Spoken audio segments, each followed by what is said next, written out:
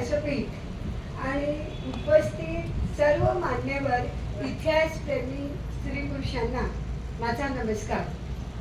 आज मी पेशवेकालीन स्त्रिया या विषयावर विचार व्यक्त करणार आहे। मंडळी, पेशवाई हा समस्त मराठी माणसांच्या अभिमानाचा आणि जिव्हाळ्याचा विषय आहे। 2013 साली पेशवाईला 300 वर्ष पूर्ण झाली। हे औचित्य साधून मी संक्षिप्त पेशवाई हे पुस्तक लिहिलं।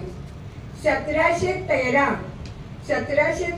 ते 1851 हा पेशवाईचा कालखंड मी उलगडून दाखवताना पेशवे दप्तर, बकरी, पेशव्यांची रियासत, पेशव्यावरील विविध पुस्तकांचा अभ्यास केला, कारण हा इतिहास आहे। कार्यक्रमाला सुरुवात करण्यापूर्वी मी असं सांगते की आता 6 वाजले आहेत आणि मी बरोबर 6:15 तासात म्हणजे 6:15ला सूत्र खाली ठेवणार आहे। तर या पुस्तकाच्या 4थ्या आवृत्तीचे प्रकाशन शनिवार वाड्यावर झालं आणि ते प्रकाशन इतिहास तज्ञ निनाद बेडेकर यांच्या हस्ते झालं। त्यावेळी निनाद बेडेकर असं म्हणाले की पेशवाई 3.5 कोटी कागदपत्र मोडी लिपीमध्ये उपलब्ध आहे आणि त्या कागदपत्रांचा 1000 लोकांनी एकत्र बसून वाचन केल्यास या प्रकल्पाला काही वर्ष सहज लागतील आणि पेशवाईवर प्रकाशझोत पसरेल। यावरून तुमच्या असं लक्षात आलं असेल की पेशवाई किती विस्तृत आहे। त्या पेशवाईचा आवाका फार प्रचंड आहे। त्यामुळे मी माझी एक पेशवाई संदर्भात व्याख्यानमाला तयार केली आहे।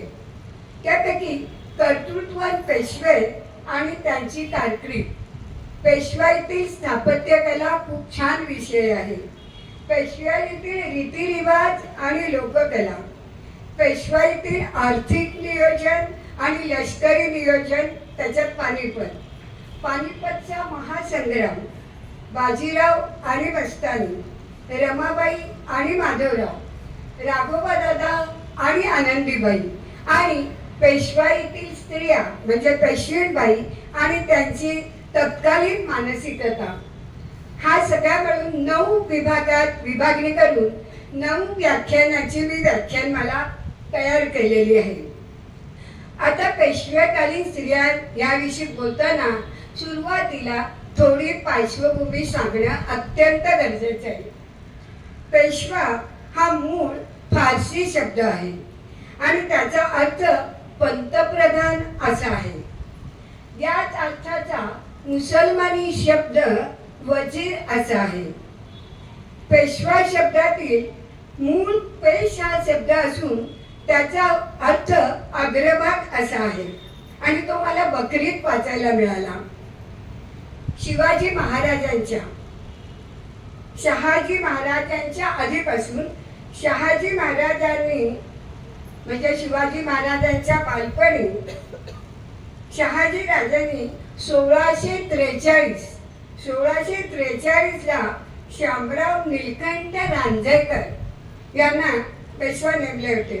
तो दुसरे पेशवे नरहरी आनंदराव होते आणि मग छत्रपती शिवाजी महाराजांच्या काळामध्ये त्यांनी मोरोपंत पिंगळे, त्यांचे चिरंजीव निळोपंत पिंगळे आणि त्यांचे धाकटे पुत्र भैरोपंत पिंगळे यांना पेशवाईची वस्त्र दिली।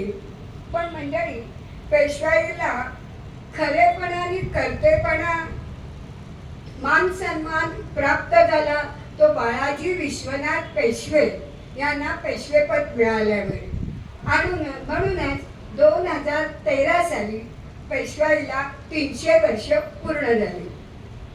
ही सारी पेशवाई कशी आहे?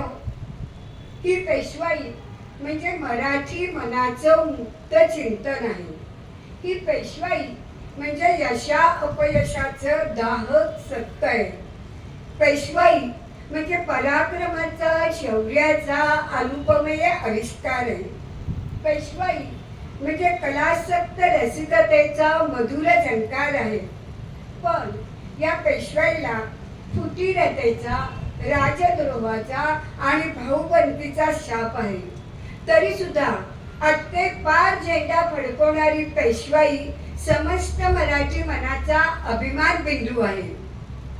भाऊबंदी, तोतयाचं बंड, काशीराम कोतवाल, 1-0 बाजीराव, स्वामी या नाटकांना जन्म देणारी पेशवाई बहुप्रसवा आहे. पेशवाई म्हणजे रमा माधवांच्या प्रेमाची शांत ज्योत आहे. पेशवाई म्हणजे बाजीराव आणि मस्तानी यांच्या प्रेमाची धगधगती तेजोशलाखा आहे. या पेशवाईला पानिपतच्या युद्धामुळे ही पेशवाई रक्तरंजित झाली. या पेशवाईला नारायणराव यांच्या रक्ताचा लाल टिळा लागलेला आहे. आणि याच पेशवाईच्या नादान शून्य दुसऱ्या बाजीरावानं इंग्रजांचा युनियन जॅक शनिवार वाड्यावर डौलानं फडकताना पाहिला आणि अवघी पेशवाई शापित झाली. पेशवाई शापित झाली. या पार्श्वभूमीवरून तुमच्या असं लक्षात असेल की पेशवाईचा आवाका किती प्रचंड आहे. आज मी मुख्यत्वे करून पेशवेकालीन स्त्रिया म्हणजे 9 पेशवेडी, त्यांची मानसिकता, त्यांचं वैवाहिक जीवन, त्यांचे अधिकार, त्यांचे हक्क, त्यांची साक्षरता आणि त्यांचं सामाजिक जीवन याच्यावर बोलणार आहे. प्रत्येक पेशवीला सुरुवात करण्यापूर्वी त्या पेशव्यांचा उल्लेख करणं अपरिहार्य आहे. आणि आता आपण पहिल्या पेशवीबाईंकडे बघूया. सन 1713. बघा, सन 1713ला मराठी भूमीला एक सुंदर स्वप्न पडलं. त्या स्वप्नामध्ये कोकणातलं निसर्ग सुंदर श्रीवर्धन होतं. त्या स्वप्नात नारळी पोपळीच्या बागा होत्या. त्या स्वप्नात खळाळता समुद्र होता. आणि त्या स्वप्नात आपले बाळाजी विश्वनाथ भट होते. हे बाळाजी यांच्याजवळ तडक, जिद्द आणि चिकाटी होती. त्यांच्या या गुणाची दखल छत्रपती शाहू महाराजांनी घेतली आणि इसवी सन 1713ला बाळाजी विश्वनाथांना पेशवाई पद दिली. आणि म्हणून 2013ला पेशवाईला 300 वर्ष पूर्ण झाली. बाळाजी विश्वनाथ पेशवे झाले. मराठी रयतेचं स्वप्न सत्यात साकारलं. जेव्हा पेशवाईची वस्त्र त्याने हातात घेतली त्यावेळी त्यांना ब्रह्मेंद्र स्वामींचे स्वप्न शब्द आठवले. काय म्हणाले होते ब्रह्मेंद्र स्वामी? ब्रह्मेंद्र स्वामी म्हणाले होते, बाळाजी, भगव्या पताकाने मान खाली घातली आहे. यवनांच्या दुष्ट कारवायांमुळे जनता भयभीत झालेली आहे. मराठी मातीला शूर आणि खंबीर नेतृत्वाची गरज आहे. तुम्ही बाळाजी, तुम्ही हिंदवी स्वराज्याची महापूजा करा.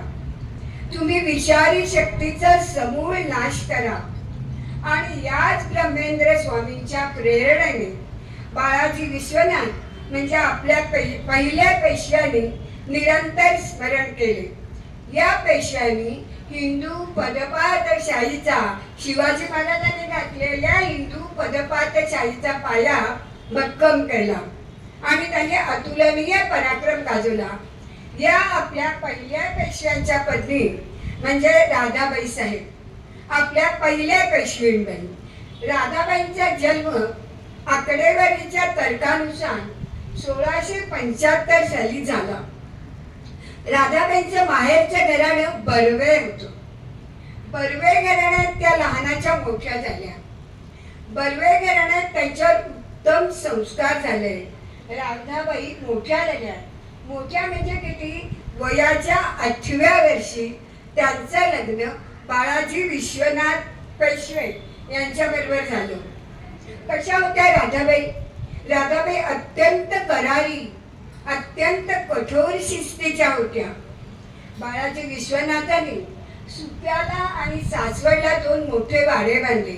अजूनही सुप्याला आणि सासवडला ते वाडे आहेत. त्या वाड्यामध्ये राधाबाई आपल्या मुलाबाळांसहित राहत होत्या. या राधाबाईंना लिहिता वाचता येत होते. राधाबाईंनी आपल्या 4 मुलांवर, कुठली 4 मुलं? थोरले बाजीराव पेशवे, त्याच्यानंतर चिमाजी अप्पा, अनुबाई आणि भिवबाई यांच्यावर अतिशय उत्तम संस्कार केले. या मुलांच्या संगोपनात त्यांनी अजिबात कुचराई केली नाही. या राधाबाईंना ईशोपवाचन करता येत होतं, त्यांना संस्कृत सुद्धा येत होतं. राधाबाईंनी आपला पती यशाच्या पायऱ्या चढत असताना त्यांना सक्रिय साथ दिलेली आहे.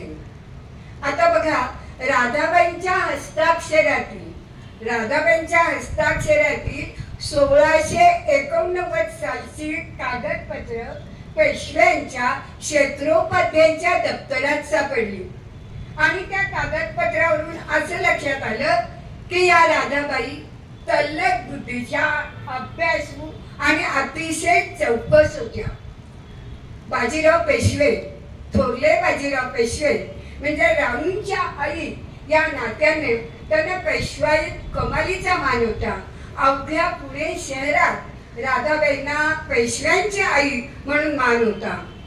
आता सगळ्यात महत्वाचं, त्या काळी राधाबाईंनी प्रसिद्ध मराठा आरमारी सरदार कान्होजी आंग्रे यांना अनेक पत्र लिहिली आणि कान्होजी आंग्र्यांनी सुद्धा त्यांच्या पत्रांना उत्तरं दिली. कारण त्याने आरमाराविषयी असे प्रश्न विचारले की समुद्राची तटबंदी कशी असावी, समुद्राचे टेहळणी पथक कसं असावं, दिशादर्शकाचा उपयोग कसा करून घ्यावा इत्यादी प्रश्न राधाबाईंनी कान्होजी आंग्रे यांना विचारलेले आहेत. आणि यावरून आपल्या असं लक्षात येतं की त्या काळी राधाबाईंना आरमाराविषयी आस्था होती. आपल्या कर्तबगार पुत्राच्या म्हणजे बाजीराव पेशव्यांच्या कारकिर्दीत काशीबाईंनी 1735 आणि 36 या काळात काशी यात्रा केली. त्यावेळी काशी यात्रा फार अवघड होती. 6व्या वर्षाच्या या काशी यात्रेत राधाबाई पावसाळ्याचे 3 महिने जयपूरला होत्या. जयपूर एक पिंक सिटी.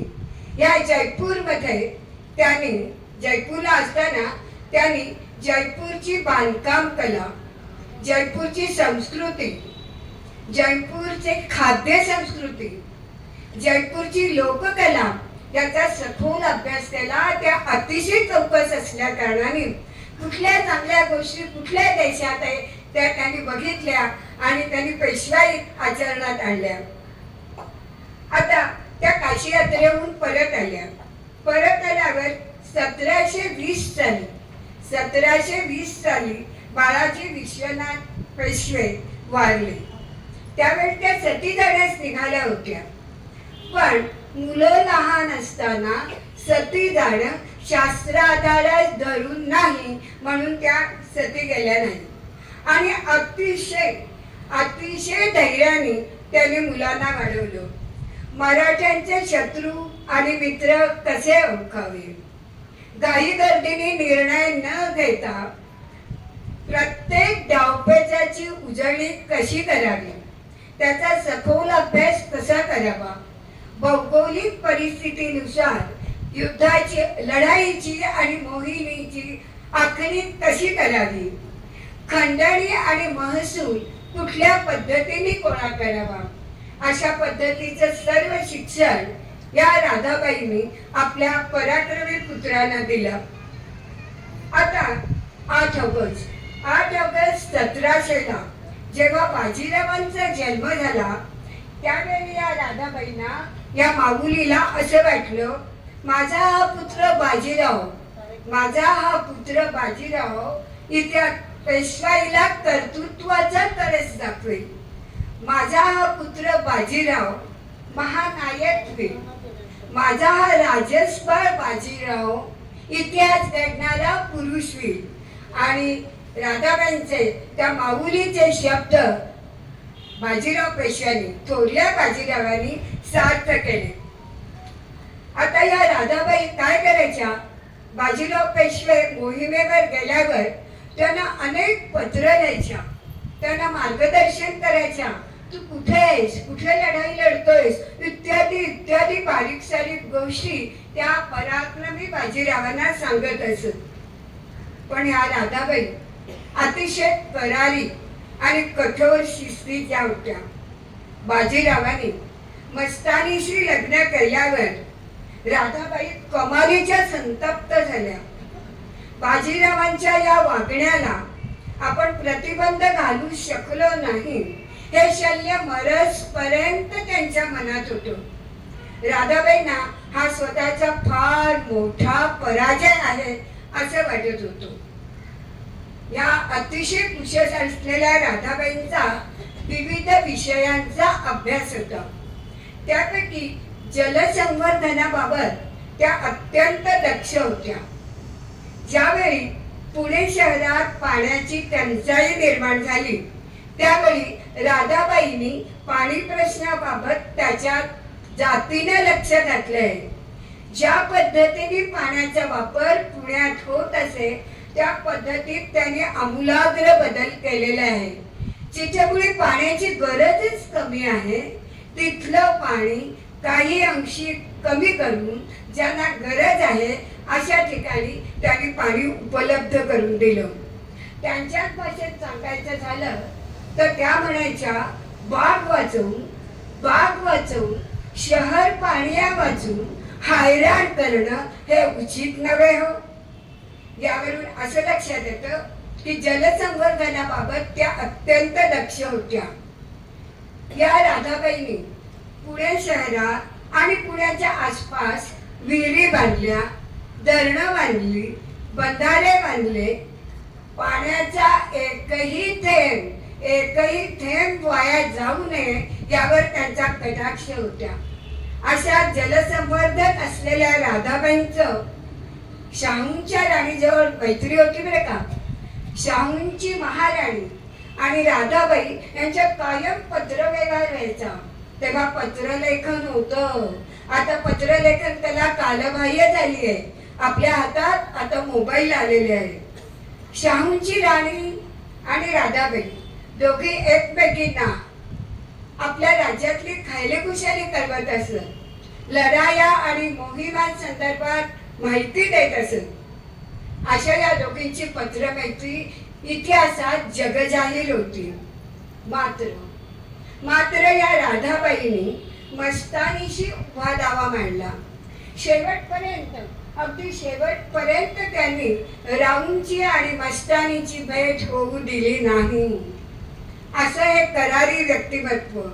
राधाबाई या आपल्या पहिल्या पेशवीबाई आरमाराविषयी असता असणाऱ्या, जलसंवर्धनाबाबत दक्ष असणाऱ्या अशा राधाबाईंनी बाळाजी विश्वनाथ म्हणजे पती, बाजीराव उर्फ राऊ म्हणजे पुत्र, नानासाहेब म्हणजे नातू यांची कारकीर्द बघत ही मामी पेशवी 1735 ला वाढल्या. त्यावेळी त्यांचं वय होतं 75. तेव्हा या पहिल्या पेशविनीला आपण मानाचा मुजरा करूया. आणि आता आपण दुसऱ्या पेशवीबाईंकडे वळूया. बाळाजी विश्वनाथ पेशवे. बाळाजी विश्वनाथ पेशवे वारल्यावर 17 एप्रिल 1720 रोजी छत्रपती शाहू महाराजांनी बाजीरावांना पेशवेपद दिले. त्यावेळी बाजीरावांचं वय होतं 20. बाजीराव पेशव्यांच्या अतुलनीय पराक्रमाचं महात्म्य फार फार मोठं आहे.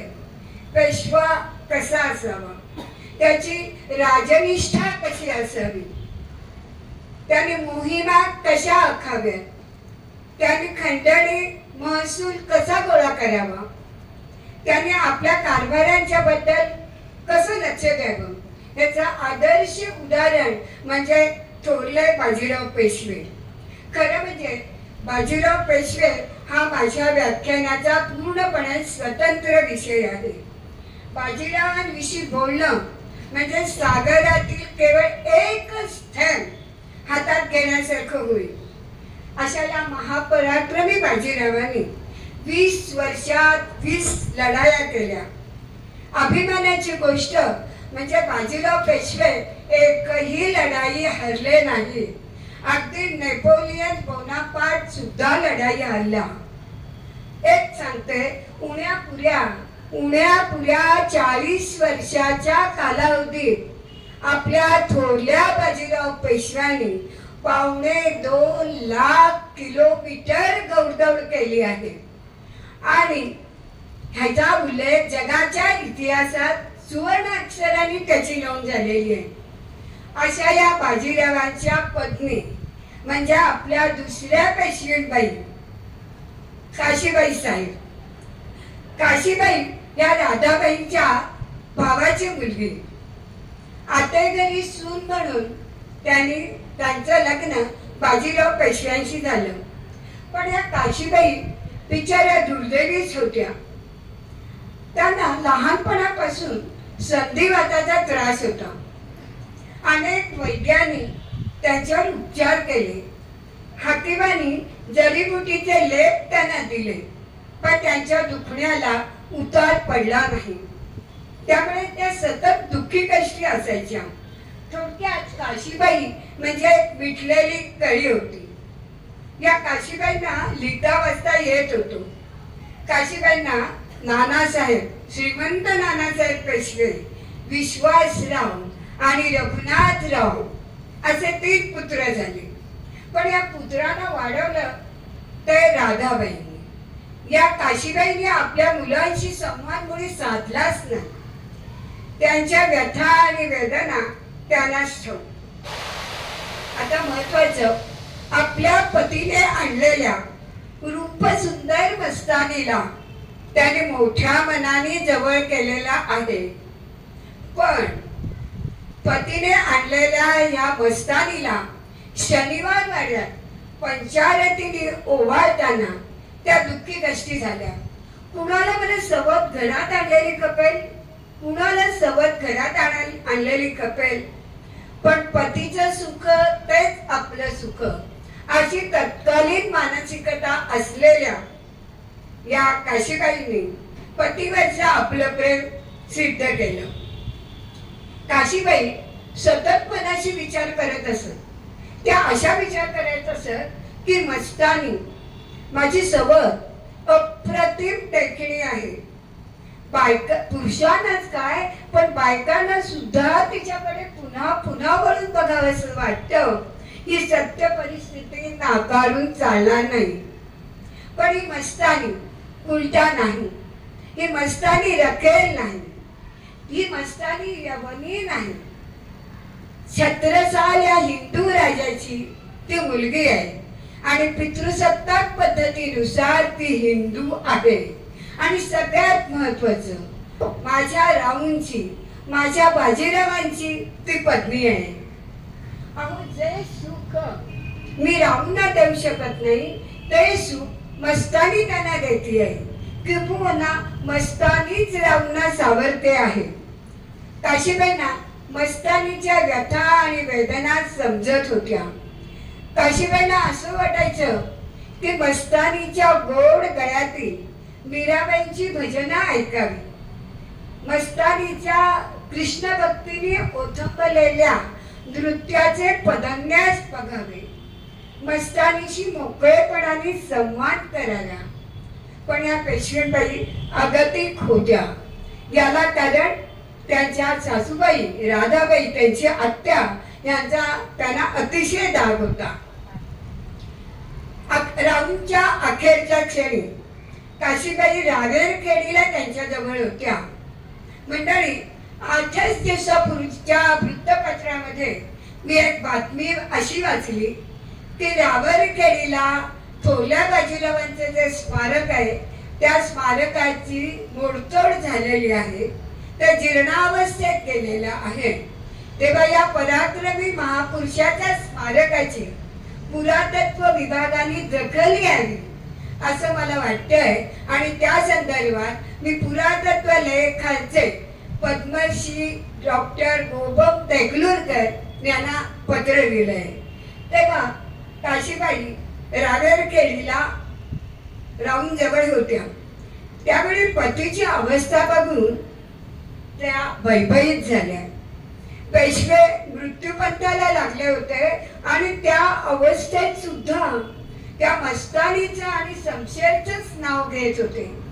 त्या बघून त्या अतिशय विदीर्ण, त्यांना खूप वाईट वाटलं. याचा विचार आपण सगळेजण व्यथितपणानं करूया. थोडक्यात दुर्दैवी पेशवे अशीच व्याख्या काशीबाईंच्या बाबतीत करावी लागेल. काशीबाईंनी समाजसेवेची त्यांना आवड होती. काशीबाईंनी त्या काळात त्यांच्या माहेरच्या गावाला नदीवर घाट बांधले, घाटावर देवळं बांधली, यात्रेकरूंसाठी धर्मशाळा उभ्या केल्या आणि त्यांना त्यांच्या पुत्राचे म्हणजे श्रीमंत नानासाहेब पेशव्यांचं कर्तृत्व बघायला मिळालं.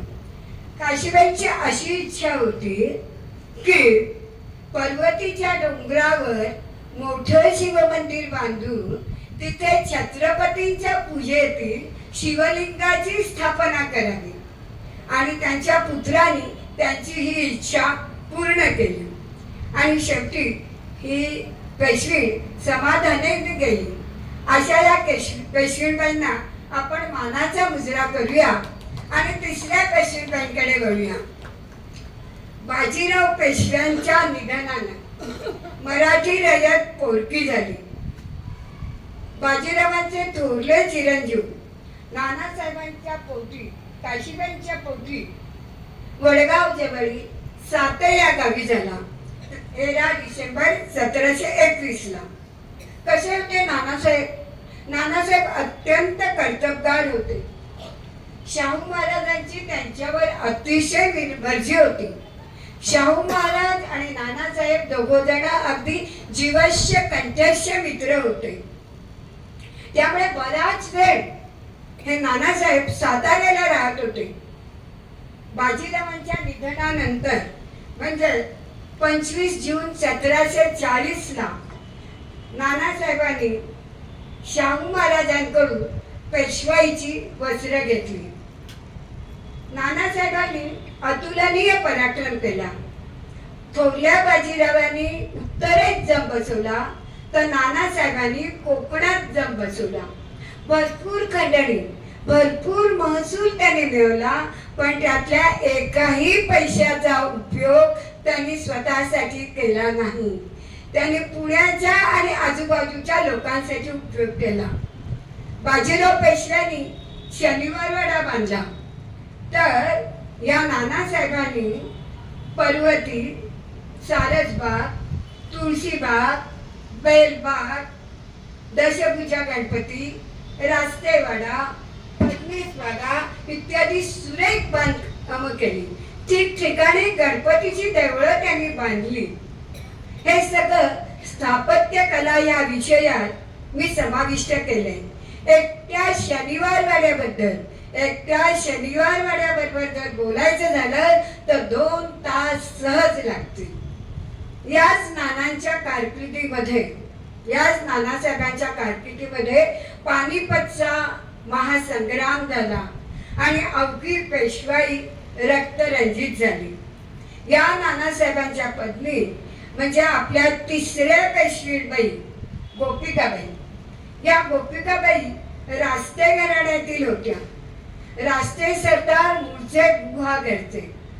या गोपिकाबाईंना लिहिता वाचता येत होत्या. कशा होत्या या गोपिकाबाई? कोकणस्थी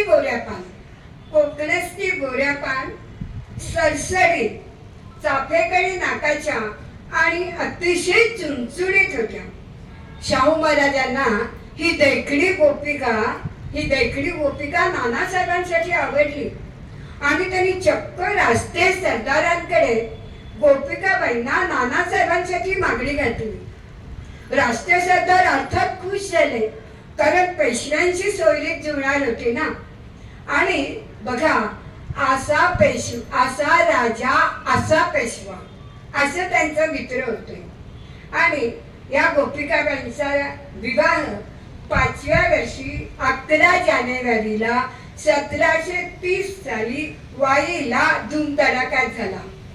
आता लक्षात घ्या, या शाही विवाहासाठी 1730 साली 1,19,827 रुपये 10 आणे एवढा खर्च झाला. आपल्याकडे आता चार्टर्ड अकाउंटंट जयश्री कर्वे बसले आहेत, तेव्हा आता या काळात ती रक्कम कधी किती होईल हे माझं भाषण संपल्यावर तुम्ही इतरांना सांगा. या गोपिकाबाईंचा शाही विवाह धूम धडाक्यात झाला. आता कसा झाला? संपूर्ण वाई शहर गुढ्या पताकाने सजवलं होतं. वाईतल्या प्रत्येक वाड्यासमोर केळीचे खांब आणि आंब्याची तोरणं बांधली होती. घराघरापुढे रांगोळ्या रेखांकित केल्या होत्या. वाईकर मंडळी भरजरी पोशाखात वावरत होते. मोठे मोठे सरदार, मोठे मोठे मान्यवर मंडळी पालख्या आणि घोड्यावरून येत होत्या. सबंध वाई शहर आनंदित झालं होतं.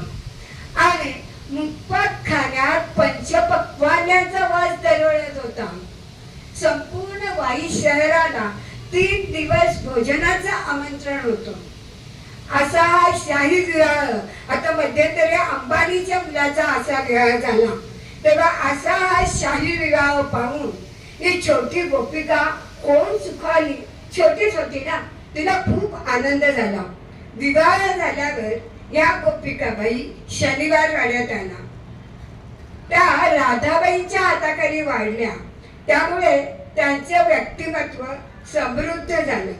या गोपिकाबाईंना पत्रलेखनाची अतिशय आवड होती.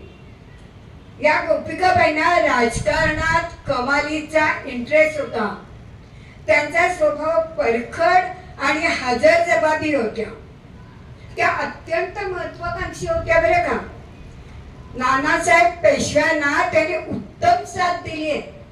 त्यांचं दाम्पत्य जीवन सुखकारक होतं. आपला प्रत्येक आनंद, आपलं सुख दुःख, अडचणी त्या नानासाहेबांना सांगायच्या, त्यांच्याशी चर्चा करायच्या. आणि नानासाहेब सुद्धा आपल्या या देखण्या पत्नीला लढाई मोहिमा याविषयी माहिती सांगायच्या. पण या गोपिकाबाईंच्या मनाचा थांबपत्ता लागत नसे बरं का. त्या आटल्या गाठीच्या होत्या. प्रत्येक व्यक्तीविषयी त्यांच्या मनात एक स्वतंत्र कप्पा होता. आपल्याही असतो ना तसा एक स्वतंत्र कप्पा त्यांच्या मनात होता. त्यांना नटण्या मुरटण्याची फारशी आवड नव्हती, तर त्यांना लढाया मोहिमा आणि राजकारणाची आवड होती. गोपिकाबाई कोकणस्थी पद्धतीने जमा खर्च ठेवत असत. या गोपिकाबाई एकत्र कुटुंब पद्धतीच्या पुरस्कर्त्या होत्या. या गोपिकाबाईंना असं वाटायचं की नाते संबंध अतूट राहावे. तरी सुद्धा या गोपिकाबाईंचा स्वभाव अत्यंत नको इतका स्वाभिमानी होता. आणि स्वाभिमानी माणसं किंचितशी हटवादीपणाकडे मोडतात, तसा त्यांचा स्वभाव थोडासा हटवादी होता.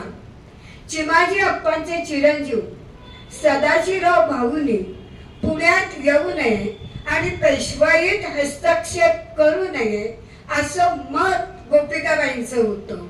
ही भाऊबंदीची नांदी गोपिकाबाईंनी सुरू केली. नानासाहेबांनी पानिपतकडे जात असताना दुसरा विवाह केला. हा विवाह गोपिकाबाईंना पसंत पडला नाही. त्यांच्या मनाला मरणप्राय वेदना झाल्या. पण शेवटी 10 वर्षाची सवत त्यांनी स्वीकारली. कारण काय असेल? कारण तो विवाह राजकीय होता. तो विवाह सीमेवरचा होता. त्या विवाहामुळे सीमेवरच्या लोकांना पेशवाईत त्यांना घेता आलं आणि पेशवाईच्या कक्षा विस्तृत झाल्या. म्हणून या गोपिकाबाईंनी ही 10 वर्षाची सवत स्वीकारली. पण नानासाहेबांची नाटकशाळा म्हणजे येसूबद्दल त्या कमालीच्या संतापल्या. त्या नानासाहेबांना त्या काळात म्हणाल्या, येसू या नाटकशाळेबद्दल माझ्या कानावर अनेक बातम्या आल्या. माझं हेरखात, माझं पत्रकार मंडळी अतिशय सिद्ध आहेत, मला बातम्या पुरत आहे. मी कुठे कमी पडले हो? मी कुठे कमी पडले म्हणून तुम्ही नाटक शाळेला जवळ केलं? तुमच्या वडिलांसारखेच तुम्ही राहूनी मस्तानीला जवळ केलं आणि तुम्ही येसूला. लक्षात घ्या मंडळी, 18व्या शतकात गोपीनाथबाईंनी आपल्या पराक्रमी पतीला हा प्रश्न विचारलाय. त्यावरून असे लक्षात येतं की स्त्रियांच्या मानसिकतेचा विचार या गोपिकाबाईंनी केला होता. स्त्रियांच्या सुखदुःखाशी त्या समवेतच होत्या. स्त्रियांमधील अन्याय अत्याचार त्यांना खपत नव्हते. संपूर्ण पेशवाई गोपिकाबाईंनी महिलांची पाठराखण केली. आता अनेक महिला संस्था हे काम करत आहे, पण त्याची मुहूर्तमेढ आपल्या गोपिकाबाईंनी उडवली. आता या गोपिकाबाईंचा राघोबा दादांवर अतिशय वचक होता. त्या इतक्या अभिमानी, इतक्या स्वाभिमानी होत्या मंडळी. जेव्हा माधवराव पेशवाईची वस्त्र घेतली, त्यांना त्यावेळी आपल्या आईची पेशवाईतली लुडबुड हस्तक्षेप आवडत नव्हता. हे छोटस कारण, या कारणानं क्रोधित होऊन ती मानी पेशवी शनिवारवाडा पुणे सोडून नाशिक जवळील गंगापूर येथे राहण्यास गेली. शेवटी तर या पेशवींबाईंनी 5 घरी जोगवा मागून उदरनिर्वाह केला. इतक्या त्या स्वाभिमानी होत्या. त्यांचा मृत्यू 1788 ला गंगापूरला झाला. त्या शेवटपर्यंत पुण्याला, शेवटपर्यंत शनिवारवाड्यात त्यांनी पाऊल टाकलेलं नाही. लक्षात घ्या, सुरुवातीची वर्ष अत्यंत वैभवात आणि उतार वयात त्यांना मानसिक यातना आणि हालाकीत जीवन जगावं लागलं. गोपिकाबाईंना स्वतःच्या बुद्धिमत्तेची, महत्वाकांक्षाची आणि स्वतःच्या श्रेष्ठत्वाची जाणीव असणाऱ्या त्या पेशवीबाई होत्या. त्या काळात त्यांना राजकारणात प्रवेश करता आला नाही, पण आत्ताच्या काळात त्या असत्या ना तर त्या नक्की मुख्यमंत्री झाल्या असत्या आणि आपल्याला पहिल्या मुख्यमंत्री मिळाल्या असत्या. तेव्हा अशा या स्त्रियांच्या मानसिकतेचा विचार करणाऱ्या, स्त्री मुक्ती म्हणत नाही पण स्त्रियांच्या प्रश्नावर सातत्याने लक्ष देणाऱ्या या मानी पेशवीला आपण मानाचा मुजरा करूया. आता थोडस विषयांतर करते, अगदी 1 मिनिटाचं. माझ्या संक्षिप्त पेशवाई या पुस्तकाच्या 4थ्या आवृत्तीचं प्रकाशन शनिवारवाड्यात इतिहास तज्ञ निनाद फडेकर यांच्या हस्ते झालं. त्यावेळी निनाद फडेकर असं म्हणाले, माझं आजो रास्ते सरदार, राष्ट्रांच्या घरात मी लहानाचा मोठा झालो. राष्ट्रांचे रीतिरिवाज मी शिकलो. राष्ट्रांच्या दप्तरातली कागदपत्रांचा मी अभ्यास केला आणि मंडळी मी गोपिकाबाईंचा खापर पंटू आहे. आणि हे वाचल्यावर, हे ऐकल्यावर माझे डोळे आनंदाने भरून आले. त्यापैकी काही जणी शनिवारवाड्यावर आल्या होत्या. माझे डोळे आनंदाने भरून आले, कारण माझ्या पेशवाईचं प्रकाशन पेशवाईच्या वंशजाच्या हाताने झालं. असो, तेव्हा आता आपण 4थ्या पेशवीबाईंकडे वळूया. गोपिकाबाईंचे चिरंजीव माधवराव पेशवे यांनी 20 जुलै 1761 रोजी पेशवाईची वस्त्र घेतली. या माधवरावांजवळ अचूक निर्णय क्षमता, प्रसंग अवधान, आत्मविश्वास आणि सकारात्मक दृष्टिकोन होता. त्यामुळे ते यशस्वी झाले. पण त्यांच्या काळात भाऊबंदकीने थैमान घातलं. राघोबा दादांनी म्हणजे त्यांच्या काकांनी अनेक कटकारस्थानं केली. त्यांना मानसिक यातना दिल्या आणि त्यांना खूप त्रास झाला. शेवटी त्यांना क्षयरोग झाला आणि त्यांच्या पत्नी रमाबाई साहेब सती गेल्या. शिवाजी, आता आपल्या पुढल्या पेशवीबाई शिवाजीराव जोशी यांच्या कन्यका म्हणजे रमाबाई यांचा विवाह 5व्या वर्षी माधवरावांबरोबर झाला. रमाबाई अत्यंत सात्विक सौंदर्याच्या होत्या. अतिशय शालीन व्यक्तिमत्व त्यांचे होतं. त्या अत्यंत सालस आणि समजूतदार होत्या. रमा माधवांचं परस्परांवर जीवापाड प्रेम होतं. हा माझ्या व्याख्यानाचा स्वतंत्र विषय आहे. माधवरावांवरील कठीण प्रसंगात त्यांनी रमाबाईंनी माधवरावांना 7 लाख मोलाची साथ दिली. त्यांना लिहिता वाचता येत होतं. या माधवर रमाबाईंचा पर्यावरण शास्त्राचा अतिशय अभ्यास होता. पर्यावरणासंदर्भात त्या अत्यंत दक्ष होत्या.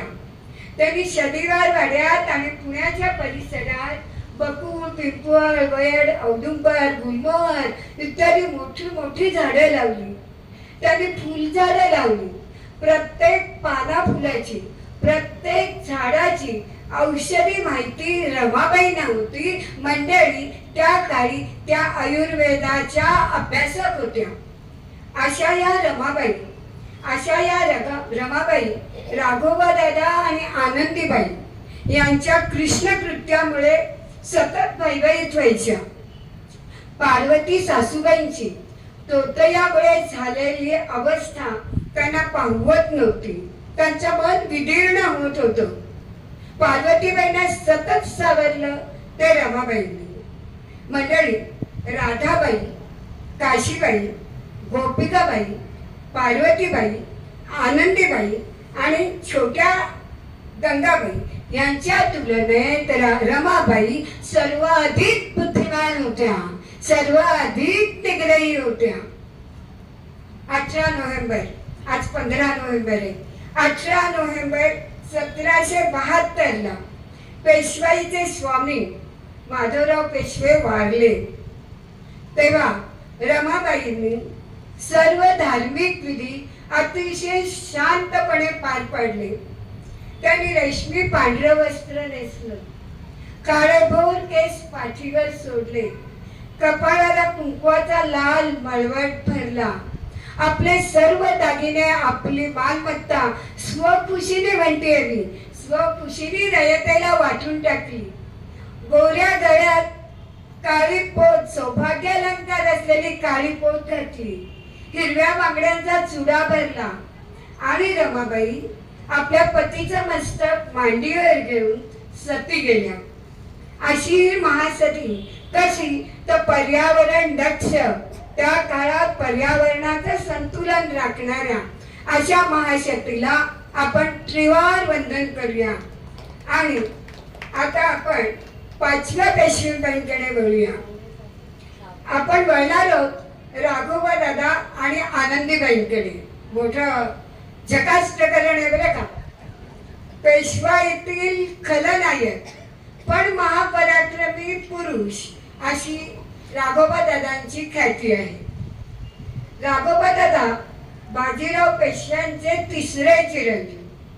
यांचा जन्म 1729 साली झाला. त्यावेळी पेशव्यांच्या पोटी कुळगुडवा आला आहे असं कुणाच्याही स्वप्नात सुद्धा आलं नसेल. अत्यंत मत्सरी, सत्तापिपासू, रंगेल, दुष्ट, घरभेदी असा हा पेशवाईला खिंडार पाडणारा पण महापराक्रमी कलपुरुष. 10 ऑक्टोबर 1773 राघोबा दादांना छत्रपतींकडून पेशवाईची महावस्त्र मिळाली. पण ही महावस्त्र परंपरेनुसार शनिवार वाड्यात स्वीकारायला हवी ना, पण त्यांनी ती शनिवार वाड्यात स्वीकारली नाही. थेट आळेगावला जाऊन त्यांनी ती महावस्त्र स्वीकारली आणि मग शनिवार वाड्यात त्यांचा रंगेल कारभार सुरू झाला. या राघोबा दादाने समस्त पेशवाईला ग्रहण लावले. अत्यंत स्वार्थी असलेल्या राघोबा दादाने 58 नाटकशाळा आणि रखेल्या ठेवल्या होत्या. या आनंदीबाई त्यांच्या या कुळगुडल्या राघोबा दादांना साथ दिली त्यांच्या पत्नीने म्हणजे आनंदीबाईने. माहेरच्या त्या वरसई येथील ओक घराण्यातल्या. आनंदीबाईंचा विवाह 1755 राघोबा दादांबरोबर झाला. आनंदीबाईंना दुसरेपणावर दिले होते, कारण राघोबा दादांच्या पहिल्या पत्नी अल्पायुषी ठरल्या होत्या. कसा होता आनंदीबाईंचा स्वभाव? अत्यंत धाडसी, मुत्सुदी, तिखट आणि खोचक होता. गोपिकाबाईंप्रमाणेच त्यांनाही राजकारणाची अतिशय आवड होती. त्यावेळी कुटुंबाचं कर्तेपण गोपिकाबाईंकडे होतं. त्यामुळे आनंदीबाईंना पेशवाईतील रीतिरिवाजाचे, कुळधर्म कुळाचाराचे, संस्काराचे धडे गोपिकाबाईंनी दिले. या आनंदीबाईंना लिहिता वाचता येत होत्या. आता आनंदीबाईंबद्दल अनेक कथा प्रचलित आहेत. वास्तविक आनंदीबाई वाईट नव्हत्या. आनंदीबाईंना पतीच्या रंगेळ स्वैराचार्याची कमालीची घृणा वाटत होती. राघोबा दादांची कटकारस्थानं त्यांना अजिबात आवडत नव्हती. पण तत्कालीन परिस्थितीनुसार त्यांनी पतीची सदैव पाठराखण केली. आपला पती पेशवा व्हावा असं त्यांनाही वाटत होतं. राघोबा दादा पेशवे झाल्यावर जनता राघोबा दादाच्या रंगेलपणाला, उधळपट्टीला आणि आरेरावीला कंटाळली. त्यामुळे आनंदीबाईंना शरमेने मान खाली घालावी लागली. त्यांना कधीच आनंदाने पेशवेपद उपभोगताच आलं नाही. या आनंदीबाईंची राजकीय दृष्टी प्रगल्भ होती. गोपिकाबाईंप्रमाणेच त्यांनाही राजकारणाची आवड होती. आणि सगळ्यात महत्वाचं, इतिहासकारांचं मत, मी काय सांगताय का, इतिहासकारांचं मत आनंदीबाईंबद्दल फारसं कलुषित नाही. रियासतकार सरदेसाईंनी आनंदीबाईंबद्दल अत्यंत सहानुभूतीने विचार केलेले आहे. आनंदीबाईंनी दहचा माग केला का? आनंदीबाईंनी दहचा माग केला का याचे ठोस पुरावे नाही.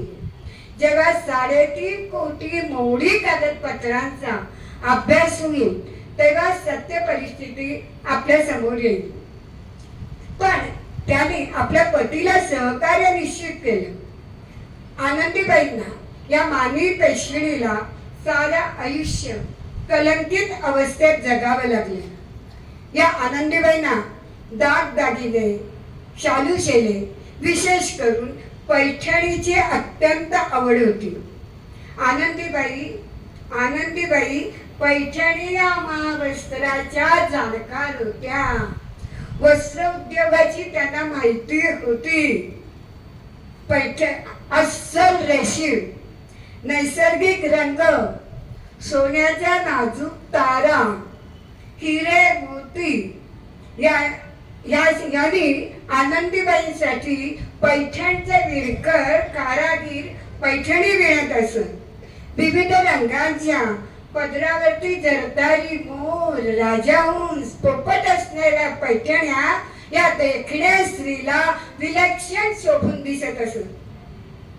आनंदीबाईंच्या या पैठणी आवडीमुळे पेशवाई पैठणीला सुगीचे दिवस आले बरं का. आणि पैठणीला महावस्त्राचा दर्जा मिळाला. आनंदीबाईंच्या या गुणग्राहकतेमुळे पैठणच्या विणकरांची आर्थिक घडी सुस्थिर झाली. त्यामुळेच आज पैठणला आणि येवल्याला पैठणीच्या पेठा उभ्या आहेत. तुमच्यापैकी काही जणी पैठणला जाऊन आले असतील आणि त्यांनी पैठणीची दुकानं बघितली असेल. अतिशय सुंदर तिथल्या पैठण्या असतात. असो, अशा उद्योजिका आनंदीबाई लहानपणी सर्व खेळात पारंगत होत्या. विशेष करून कबड्डी या खेळाची त्यांना आवड होती बरं का. कबड्डी हा खेळ सांघिक असल्या कारणाने एकमेकांबद्दल आत्मीय होते आणि आपल्याला सहजपणे हा खेळ खेळता येतो. आज आनंदीबाई असत्या तर त्यांनी कबड्डीत सुवर्ण पदक निश्चित मिळवलं असतं. अशा या क्रीडापटू आनंदीबाई अत्यंत पाककुशल होत्या. त्या सुगरण होत्या. किती सुगरण होत्या तर कळीदार उकडीच्या मोदकांपासून, रेशमी मऊ पुरणपोळ्यांपासून, 16 पदरी चिरोट्यांपासून, कणीदार मोतीचूरच्या लाडवापासून, केशरी जिलबईपासून ही सारी पक्वानं खावी तर ती आनंदीबाईंच्या हस्तीच. पण त्यांच्या या गुणाचं शनिवारवाड्यात कौतुक झालं नाही हो. त्याला कारण राघोबा दादा. आनंदीबाई आणि गोपिकाबाई या दोघींचा देशस्थानवर फार राग होता. याने पोट जातीचं स्तोम यानेच माजवलं. देशस्थानचा राग असल्या कारणाने पोट जातीचं स्तोम त्यानेच माजवलं. आनंदीबाईंना पतीच्या रखेल्यांचा आणि नाटक शाळेचा खूप राग येत असे आणि त्यामुळेच त्यांच्या मनात एक प्रकारचा कडवटपणा ठासून भरलेला होता. पतीच्या बाहेरखेलीपणामुळे त्यांना अवघं जीवन नकोसं झालं होतं. त्यामुळे त्यांची एक खास मैत्रीण होती बरं का. आपल्या सर्वांना एक खास मैत्रीण असते. तिचं नाव सखू. ही सखू सुद्धा लग्न झाल्यावर पुण्यात आली. पुण्यात आल्यावर ती कधी कधी शनिवारवाड्यात येत असे.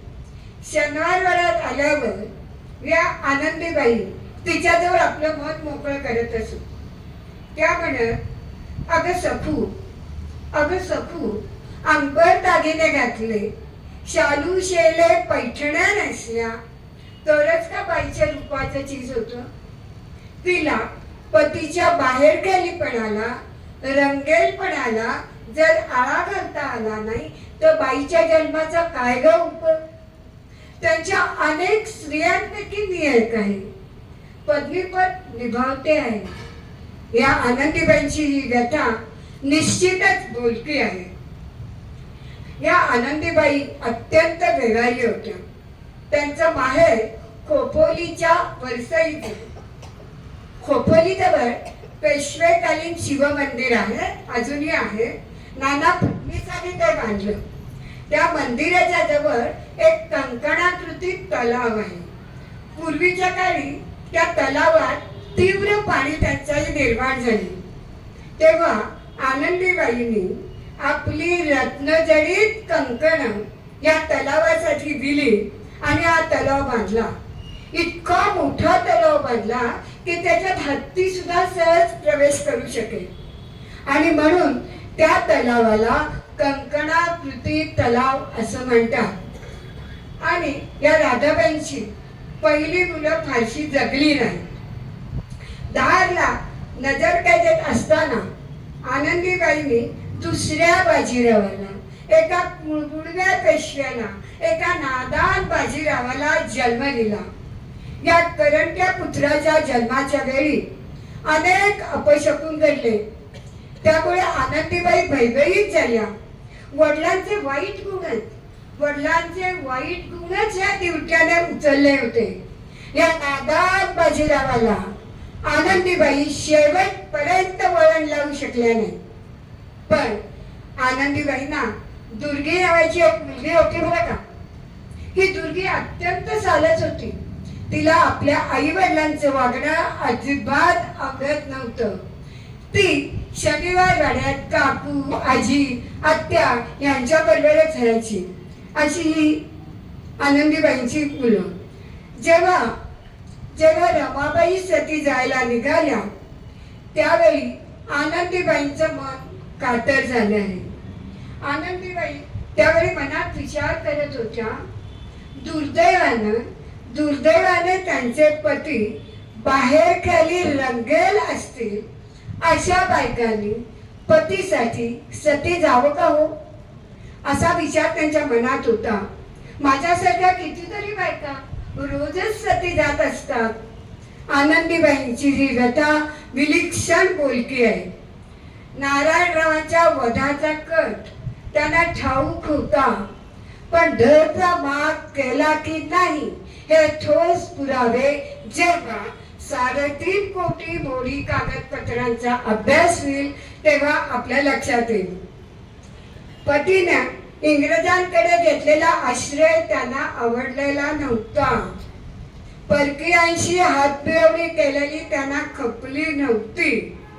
11 डिसेंबर 1783 साली राघोबा दादा या खलनायकाचं पण अटके पार झेंडे फडकवणाऱ्या महापराक्रमी पुरुषाचं निधन झालं. त्यावेळी आनंदीबाई गरोदर होत्या. त्यांनी पतीसाठी केशवपन केलं नाही. त्या सकेशाच राहिल्या. लाल अलवण त्या नेसल्या नाही. राघोबादा गेल्यानंतर सुद्धा त्यांनी काही लोकांना पिटवून स्वतःची फौज तयार केली आणि बंड सुरू केलं त्या भागात धारला. आणि नजरकैदेच्या काळात या आनंदीबाई अतिशय अस्वस्थ होत्या. आनंदीबाईंना वर्षाला 40,000 रुपये मिळत असत. त्या 40,000मध्ये आपली मुलं, सुना, नातवंड, राघोबादांच्या रखेल्या, नाट्यशाळा, त्यांची मुलं आणि सेवक वर्ग यांचा खर्च त्या भागवीत असेल. आपल्या सुनांना त्यांनी कधीही सासूरवास केलेला नाही. ही गोष्ट लक्षात घेण्याजोगी आहे. मानवतेच्या दृष्टिकोनातून त्यांनी राघोबा दादांच्या रखेल्यांकडे बघितलंय. अहो, पोटासाठी धंदा करणाऱ्या बायकांविषयी त्यांच्या मनात सहानुभूती होती. अशा या बाईंनी दरजमा केला असेल का हो? दरजमा त्यांनी केला असेल का हो? ज्या समाजात स्त्रीच्या जीवनात फक्त पती संदर्भातच अर्थ मिळतो, त्या समाजात अनेक स्त्रियांचे गुण वाया जात असणार. आनंदीबाई अशा समाजाच्या प्रतिनिधी होत्या. अशी कलंकिता 1794 साली विपक आणि निराश मनस्थितीत मरण पावली.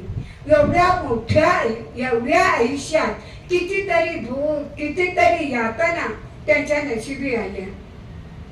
शेवटी त्या कशा या आनंदीबाई?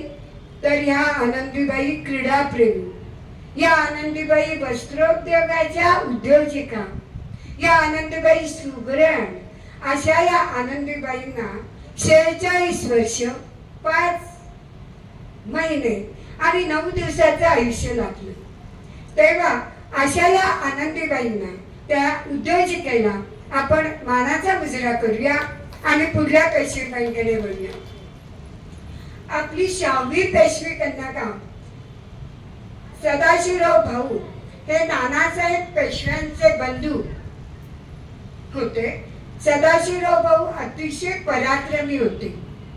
छत्रपतींच्या गादीबद्दल आणि पेशव्यांच्या कारभाराबद्दल त्यांच्या मनात राजनिष्ठा होती. तिने अनेक मोहिमात यश संपादन केलं. त्यांचा विवाह पार्वतीबाईंबरोबर झाला. या आपल्या पार्वतीबाईचं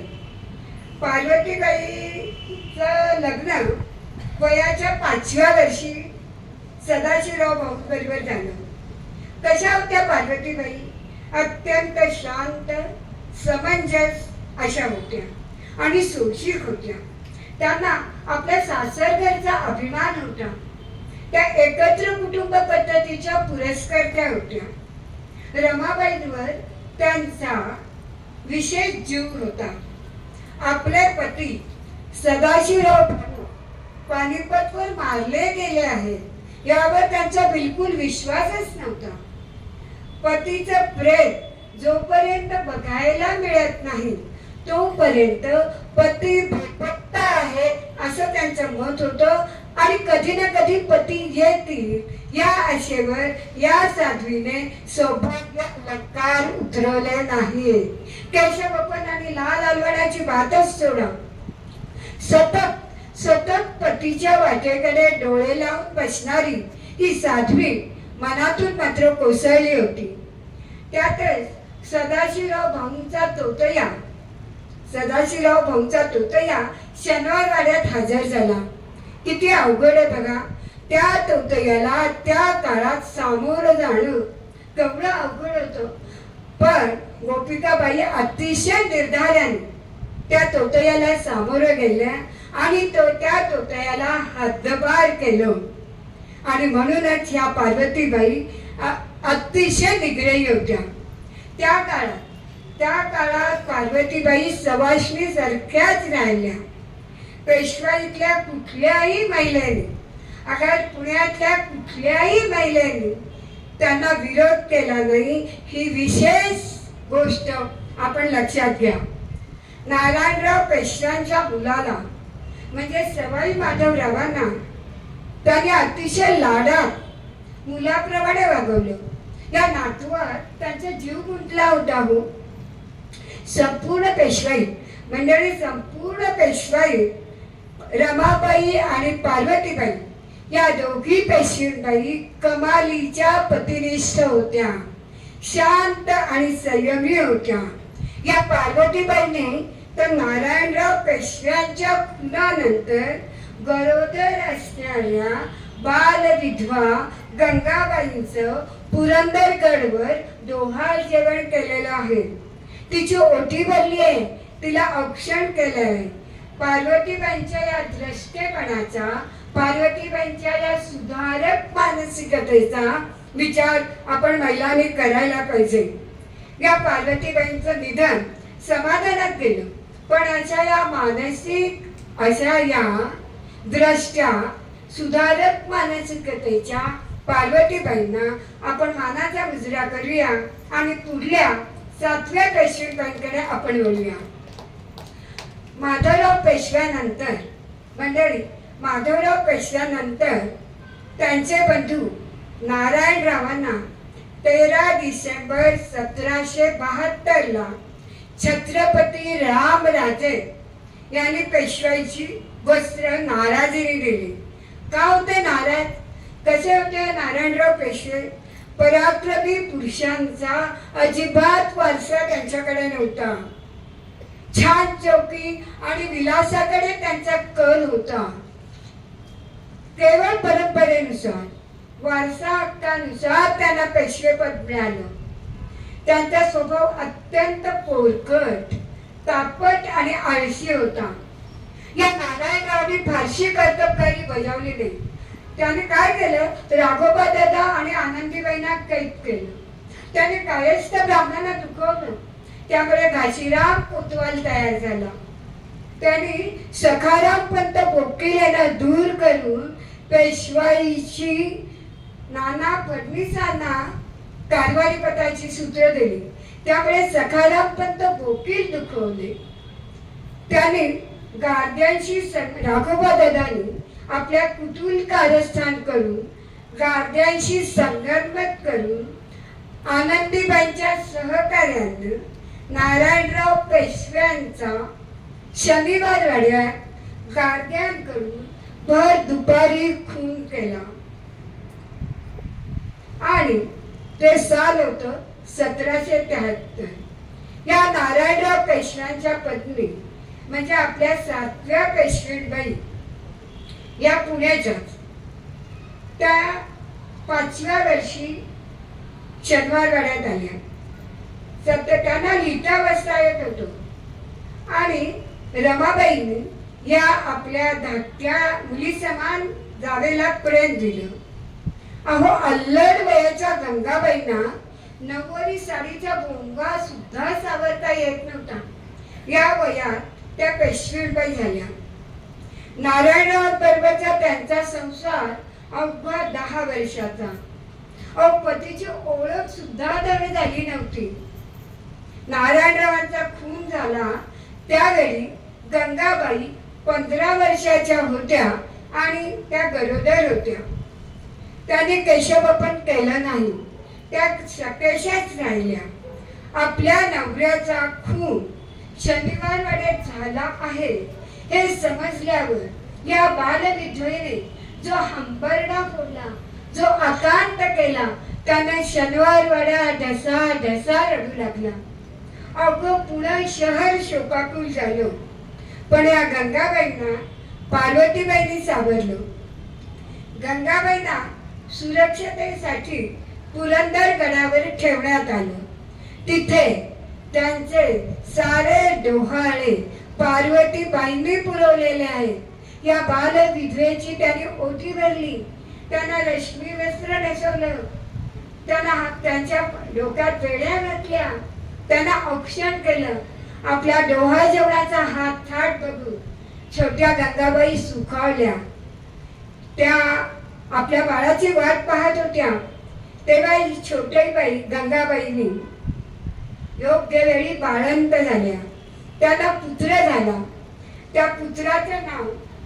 त्या पुत्राचं नाव सवाई माधवराव असं ठेवण्यात आलं.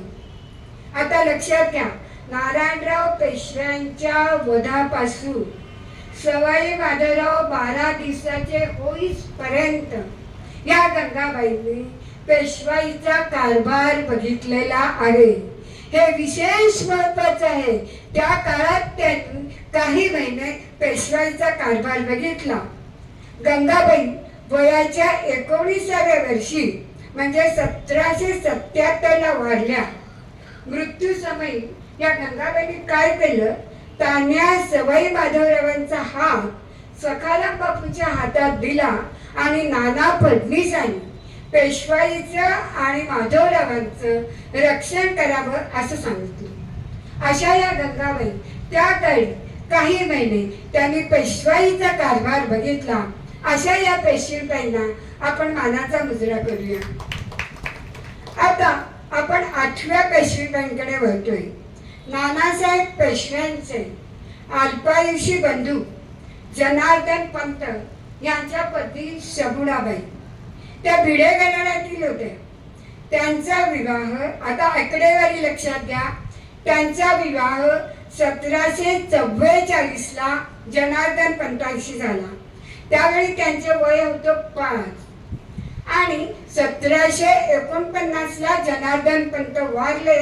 त्यावेळी सगुणाबाई 9.5 वर्षाच्या असताना बालविधवा झाल्या. 44 वर्षाच्या आपल्या आयुष्यातील 34 वर्ष त्यांनी वैधव्यात काढली. पेशव्यांच्या समृद्ध घराण्यात सर्व सुखांपासून त्या अलिप्त राहिल्या. पण पेशवाई त्यांना अत्यंत प्रेमानं आणि सहानुभूतीने वागवण्यात आलं. याचं कारण सगुणाबाईंचा प्रेमळ, लाघवी, सहनशील स्वभाव. या बालविधवेची काळजी गोपिकाबाईंनी घेतली आहे. जावा जावा उभा दावा नव्हता. या सगुणाबाईंनी 1756 ते 57 साली काशी यात्रा केली. या काशी यात्रेची व्यवस्था त्यांच्या दिराने केली. त्या काशी यात्रेवरून या सगुणाबाई आपल्या जावांना आणि दिरांना आपली खाली कुशारी कळवत असत, तिथली माहिती कळवत असत आणि त्यांचे दीर सुद्धा पुण्यातल्या किंवा लढाईच्या बातम्या या सगुणाबाईंना कळवत असत. त्यावेळी पेशव्यांच्या घरात भाऊबंदीने कळस काढला होता.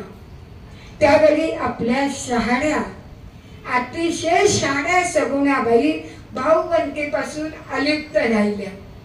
कोणाला मदत हवी असेल तर त्या मदतीला जात असत. आणि आता सगळ्यात महत्वाचा, आपल्या सगळ्यांचा आवडीचा विषय म्हणजे या सगुणाबाईंचा अतिशय मोठा ग्रंथसंग्रह होता. त्यांच्याकडे ताईतात मावू शकेल एवढ्या लहान आकाराची बारीक अक्षरात लिहिलेली भगवद्गीतेची प्रत होती. त्यांच्याकडे भागवत धर्म होता. त्यांच्याकडे दासबोध होता. त्यांच्याकडे वेद, पुराण, उपनिषदे यावरची पुस्तकं होती. त्या काळात एवढा मोठा ग्रंथसंग्रह असणं हे निश्चितच कौतुकास्पद आहे. या ग्रंथसंग्रहाची दखल इतिहासकारांनी घेतली आहे, लक्षात ठेवा. मंडळी, वाचन आणि लेखन हा एक अनुपमेय संस्कार आहे. याची जाणीव या सगुणाबाईंना होती. या सगुणाबाई ग्रंथांविषयी अतिशय जाणकार होत्या. ग्रंथ कसे वाचावे, ग्रंथांची पानं दुमडू नये म्हणून त्याच्यात मोरपीस, नाजूक पिंपळपान पुण्यासाठी कसं ठेवावं, ग्रंथांना वाळवी लागू नये म्हणून काय करावे, ग्रंथ भाषणात कसे बांधून ठेवावे, पावसाळ्याच्या काळात ग्रंथांना ऊन कसं दाखवावं, इत्यादी इत्यादी माहिती या सुजाण वाचक प्रेमी स्त्रीला होती आणि त्याची दखल अनेकांनी घेतली. यानंतर मग मोठी मोठी ग्रंथालये उभी राहिली. एशियाटिक सोसायटी सारखं मोठं ग्रंथालय उभे राहिलं, पण ग्रंथालयाची वाचनालयाची मुहूर्तमेढ सगुणाबाईंनी रोखली आहे हे निश्चित लक्षात घ्या. अशा या ग्रंथप्रेमी सुजाण वाचक स्त्रीला आपण मानाचा मुजरा करूया आणि शेवटच्या 9व्या पेशवीबाईंकडे आपण वळूया. सवाई माधवराव पेशवे झाल्यावर नाना फडणीसांनी आणि बाराबाईंनी त्यांच्यावर मायेची शाल पांघरली. तुमच्यापैकी बरेच जणांना असं आठवत असेल की इतिहासाच्या प्रश्नपत्रिकेत बाराबाईचं कारस्थान याच्यावर टीका द्या असा प्रश्न यायचा. पण मंडळी, बाराबाईंचं ते कारस्थान नव्हतं. सवाई माधवरावांच्या रक्षणासाठी आणि पेशवाईच्या कारभारासाठी केलेली ती एक सुंदर रचना होती. बाराबाईंनी सवाई माधवरावांना पोरकेपणाची जाणीव होऊ दिली नाही. पार्वतीबाईंनी त्यांची मुंज पर्वतीवर थाटामाटात लावली. या त्यांच्या मनोरंजनासाठी अनेक बकरी लिहिल्या आणि या बकरीवरून आपल्याला इतिहास समजतो बरं का. तसं पाहता सवाई माधवरावांचं कर्तृत्व पूर्णपणे शून्य आहे.